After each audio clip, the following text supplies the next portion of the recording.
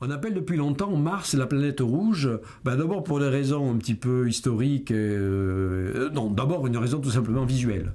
C'est que par une nuit bien claire, un œil exercé à voir les couleurs voit effectivement Mars comme une planète à coloration rougeâtre.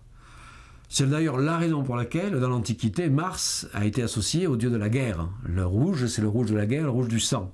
Et donc Mars est la planète guerrière par excellence. Bon, ça c'est la mythologie, mais vous voyez qui est fondée tout simplement sur une petite observation astronomique évidente. Alors maintenant, Mars est effectivement rouge.